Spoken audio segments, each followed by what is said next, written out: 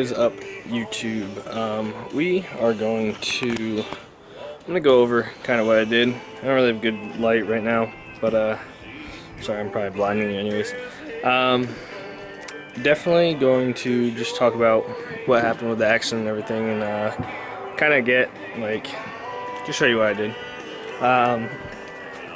First and foremost, I was hit. I know the light's terrible. Oh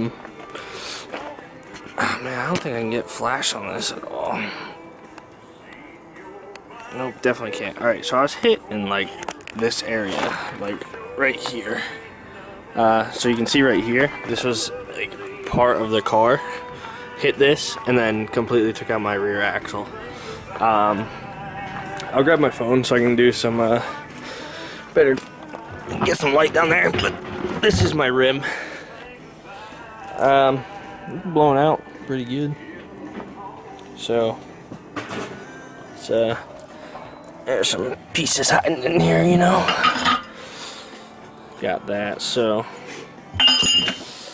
that's that. Hey, do you have your phone? Yeah. Can I borrow it for the light? Yeah. We're cooking dinner right now, so I figured I'd make a video. I think I have.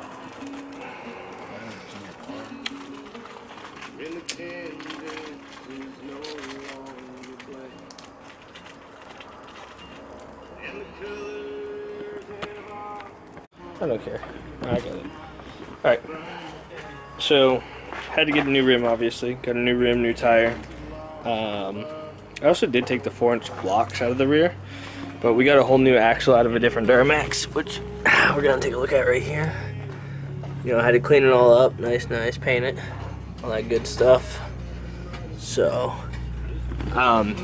so one issue I actually ran into was that, I don't know if you guys know this, but on a Duramax, a crew cab has a different drive shaft than an extended cab, and an extended cab has a different drive shaft than a single cab, and so on and so on. So it's like a whole like vicious cycle.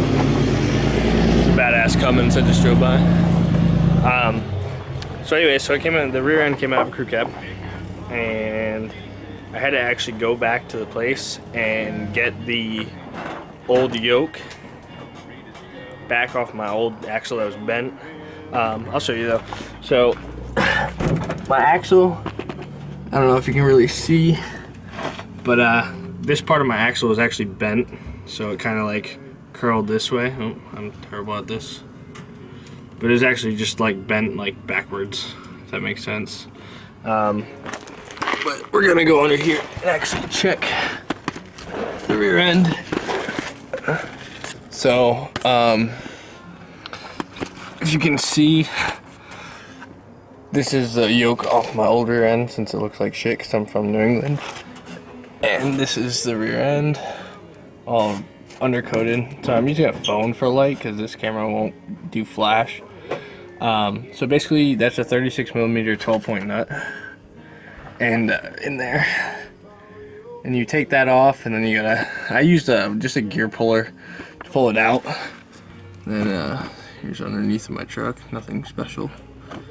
I gotta put my track bars back on. That's what these hanging things are, not the filters, but the threaded things, the heim joints. So yeah, that's about it.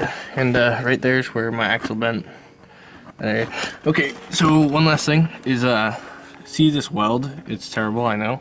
It's really hard to weld, like cast steel or whatever you would consider this.